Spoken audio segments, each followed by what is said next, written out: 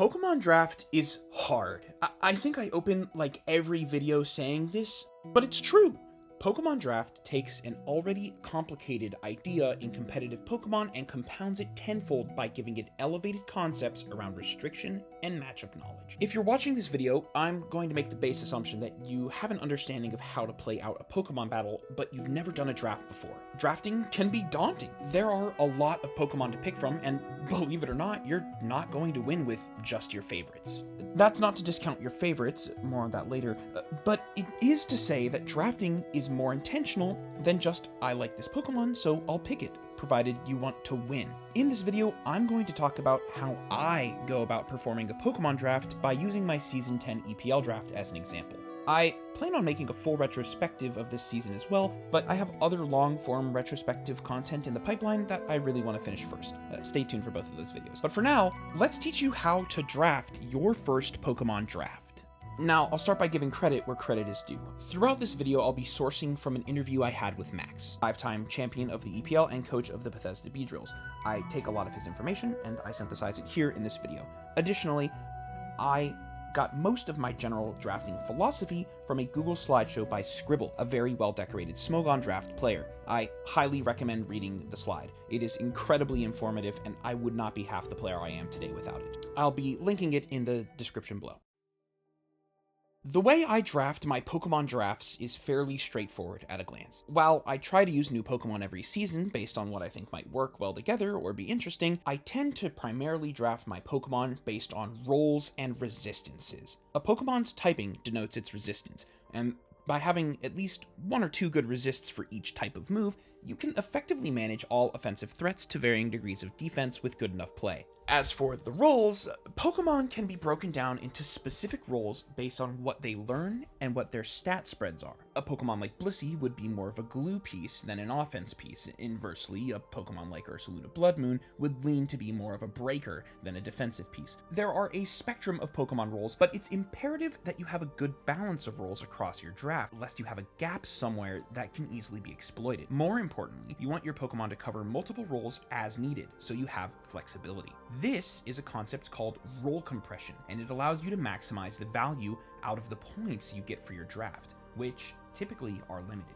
This is my Season 10 draft. I have several Pokemon on it that are incredibly powerful, and were drafted with deeply intentional role compression in mind. Garchomp is a spectacular example of this. It's a Pokemon that serves 3 roles: a defensive backbone, a choice item breaker, and an offensive setup win condition. But just what are the key roles that I keep talking about for draft, and how do you identify Pokemon that line up with them? If you have basic media literacy, you may be able to guess that I'm about to talk about them now. The most important role you need on a Pokemon draft is, without a doubt, the win condition. Win condition is exactly what its name implies. A Pokemon so powerful and dominating that your opponent has no choice but to respect it, or else it'll get out of hand. Any strong setup Pokemon can be a win condition. On this draft, my Terra Steel Sinistcha served as a win condition several times for me, but the higher up on the tier list you go, the harder the win conditions snowball. All the way at the top of my draft was my first round pick, Terapagos, who has the exceptional capacity to secure endgame wins through virtue of its unbelievable ability Terra Shell, its incredibly powerful move spread, and its natural propensity to get a little bit faster than everything with Rapid Spin. In addition to Terapagos and Sinistcha, my draft had Swords Dance Scale Shot Garchomp, Swords Dance Weavile, and Moxie Aquastep Quaquaval as powerful win conditions on the back pocket. Having 1 or 2 top-tier win conditions gives you something to build your draft around. I built my draft around Terapagos and Garchomp in this case. Win conditions are stopped by other win conditions and defensive glue pieces built to stop them in their tracks or halt momentum. When these glue pieces come out to play, the only solution is to punch a hole straight through the wall. Enter the Breakers. Special and physical breakers are built specifically to nuke defensive Pokemon into the stratosphere and allow your win conditions to carry out their duties. It's integral to have at least one of each. These Pokemon are usually incredibly potent. Circling back to my role compression, Terapagos, Garchomp, and Weavile all have the great ability to flex into breaker roles as needed. Basculin, all the way at the bottom of my draft, served as a dedicated breaker, scary and strong with adaptability. And while I mentioned I used Sinistcha as a win condition, I had actually originally drafted it with the intent of leveraging its massive base special attack to put it on breaker duties itself, which I did in playoffs this season to incredible effect. Breakers can flame out quickly, but they're essential to punching out the glue pieces of Pokemon Draft and allowing those win conditions to be the top tier threats that they really are. That being said, you have to draft some glue of your own if you want to reliably face off against the win conditions of your opponents. Glue Pokemon are fat. That is almost universally the case.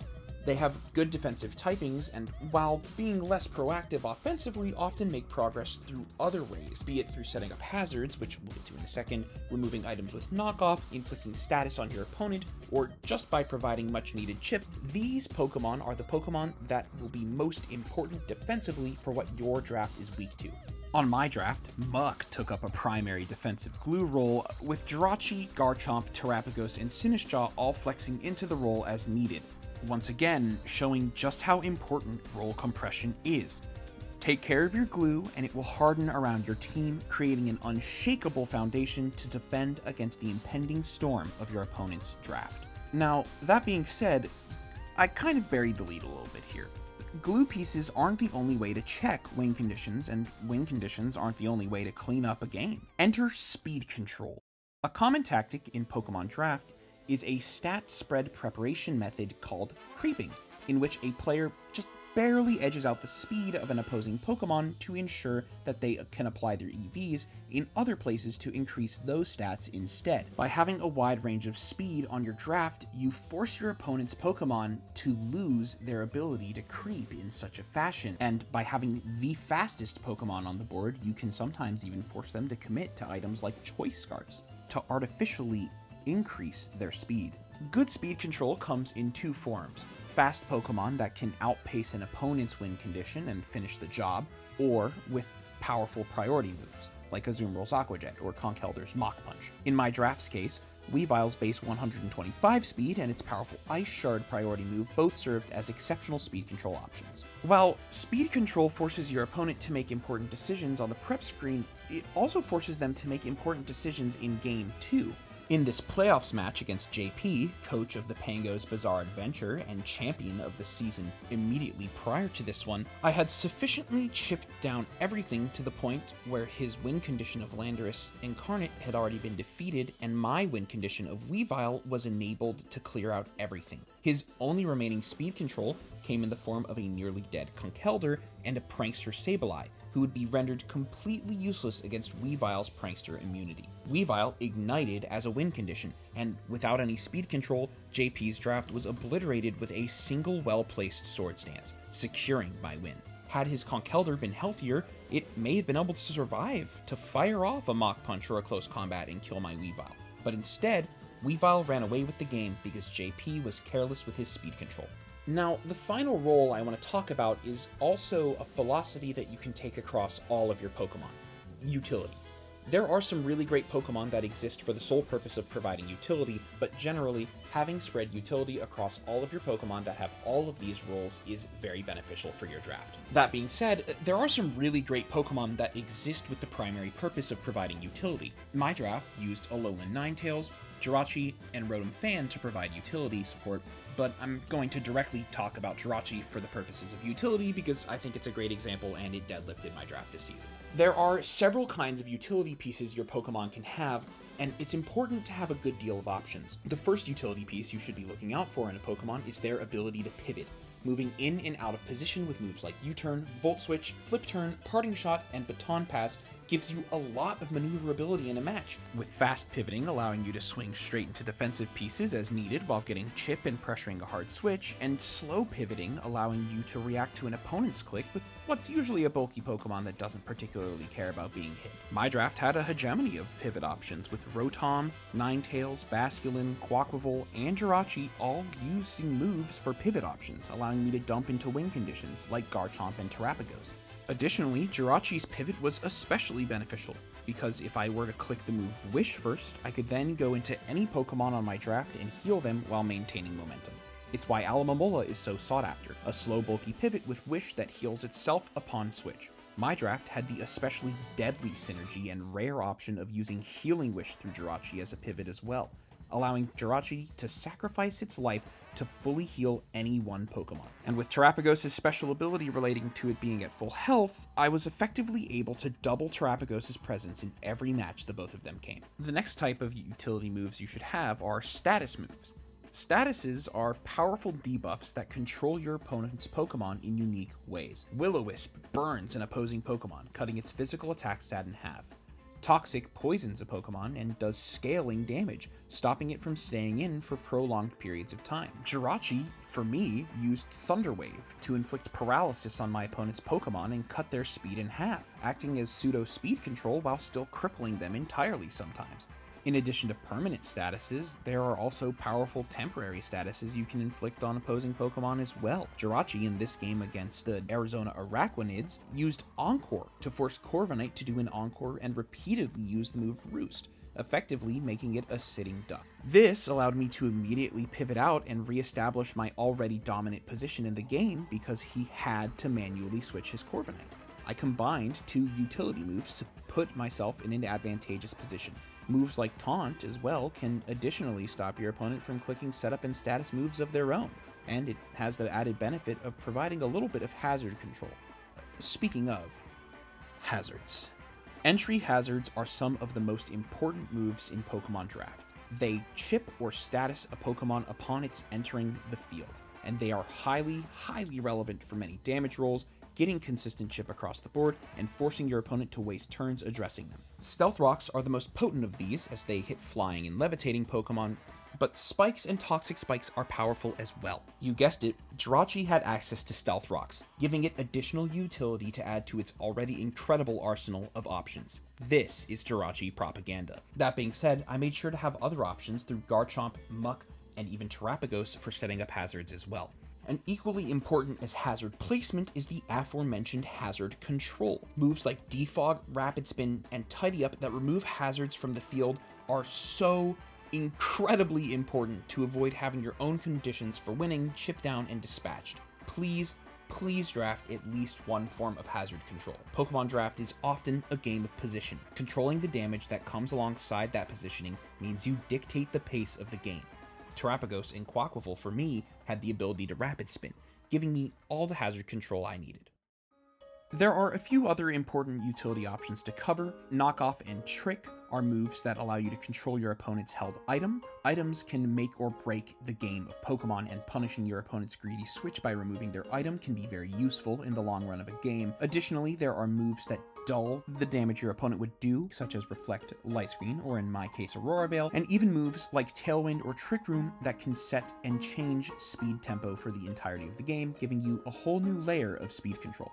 Finally, drafting immunities is very important. Electric types are often incredibly fast and incredibly powerful, but having good electric immunity usually shuts them down hard as they often lack coverage options. A good fairy protects you from powerful dragons, a good levitator or flying type defends from powerful ground types, and Earthquake, one of the most powerful and ubiquitous moves in the game. Normal and dark types are potent as well, with normal being immune and dark resisting the incredibly powerful offensive type Ghost. Dark has the added advantage of being immune to status moves spurred on from the ability Prankster, something that allows the Pokemon with the ability to use a status move as priority in a bracket above its normal speed tier, making it useful speed control. Again, going back to my match against JP, the reason his Sableye was rendered useless despite having the powerful status of Will-O-Wisp and priority that could have theoretically chopped my Weavile's attack in half was actually due to the fact that my Weavile was immune to Will-O-Wisp from Sableye because it was Prankster. That being said, a bulky dark type is typically quite strong in that sense. To be honest though, I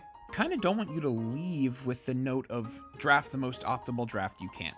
There's a lot of merit in drafting Pokemon you personally enjoy, be it a comfort pick, a pick from a Pokemon you're interested in experimenting with, or picks you think just could be funny or niche. All of these options are incredibly valid and they increase your motivation to actually play and discover new options with them. That being said, if you do take anything away from this video, let it be this. Draft your Pokemon based on roles, not just types and vibes. Consider what the Pokemon will do for your draft, analyze, then execute. By doing this, you will consistently draft fundamentally sound Pokemon drafts that gel generally well together, and if during the draft you get sniped, you can always return to the board during free agency and correct any mistakes you may have made during your initial draft. Thanks for watching. I hope you guys enjoyed this video, and again, if you haven't already, please go look at the slides by Scribble in the description below. They are incredibly informative. It is one of, I think, the most quintessential draft reading pieces if you really want to take draft seriously. Additionally, if you'd like to look at it, my full interview with Max is in the description below as well. It was a lot of fun interviewing him and getting his thoughts on the matter. If you liked the video, please be sure to like, subscribe, comment, and hit that notification bell. I plan on uploading a lot more draft content just like this, and eventually uploading some more detailed and in-depth evolutionary guides for advanced draft concepts. So stick around, and yeah, I'll look forward to seeing you guys in the next video.